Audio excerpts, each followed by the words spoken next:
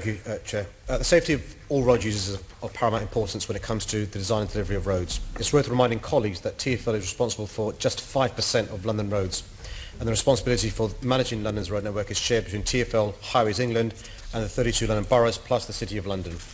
Since I became Mayor, we've delivered 10 kilometres of new segregated cycle superhighway and over 100 kilometres of new quietways. These have created a safe space for cyclists by reducing volumes of motor traffic on residential roads. I opened my first quietway between Waterloo and Greenwich, and we're seeing huge growth on that route. I'm pleased quietway 14, just over the road from City Hall, has seen a number of streets closed to cars to benefit local residents and cyclists alike. The Mini Holland, quietways and Central London Grid programmes are also delivering some segregated space too. By 2020, more than 30 kilometres of additional protected space will have been delivered through these three programmes. We're committed to making London's roads better and safer for all users, including cyclists, so people can feel confident in using our roads. I've committed a record average £169 million per year over the next 5 years via TfL's business plan towards improving cycling conditions in the capital. This is more than double the £79 million per year spent over the previous mayoral term.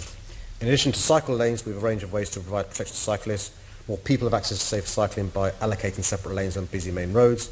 We're reducing the speed and volume of traffic on other roads. We continue to use both approaches and make decisions on how we provide protection on a case-by-case basis. Design work is also progressing well on a major new segregated route in West London to replace the undeliverable plans for the Westway proposed in February 2016. Through 3 mini Hollands with Enfield, Waltham Forest and Kingston, we're putting in segregated cycle lanes. Data from these areas are showing strong cycling growth network, and also, of course, we have a livable neighbourhoods as well in 7 boroughs across London. Thank you, Mr Mayor. The reason I asked you this question again is because when I submitted it as a written question, I got a 313-word essay, but no number for the amount of stuff that have been built. So thank you for saying 10 kilometres. I think you'll actually find London Cycling Campaign, who are trying to be very generous to you, have actually said that you've built 14.3 kilometres, so it might even be a little bit better than that.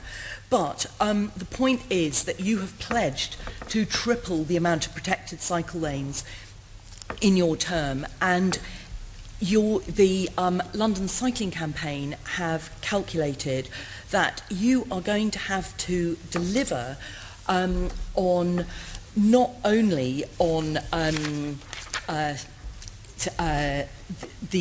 everything that you've announced that you're planning to deliver, but you're also going to have to deliver on CS4, CS11 and CS9 if you're going to actually meet your promise of tripling the protected cycle lanes.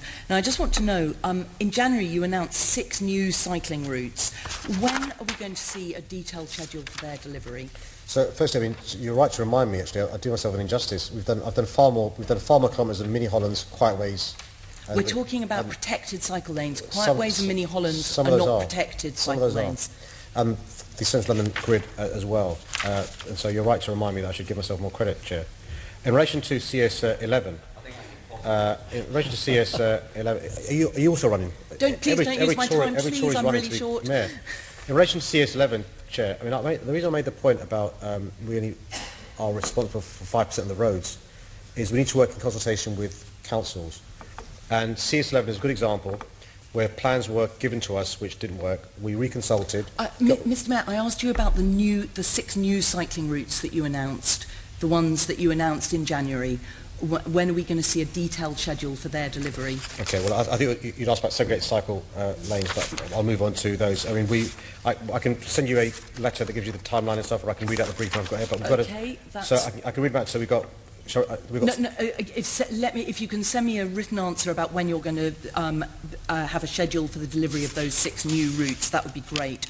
On CS9, we know from Transport for London's consultation that 60% of people support that scheme. People in Brentford have been waiting for it since it was first proposed in 2010.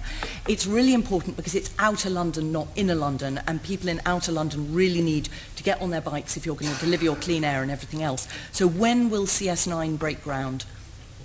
This autumn with construction planned for 2019. So with a construction plan for 2019, that's useful.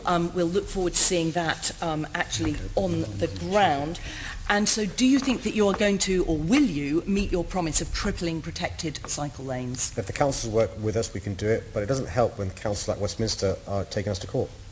And it's really important for people like you to also make sure you influence councils across London. There are 32 of them.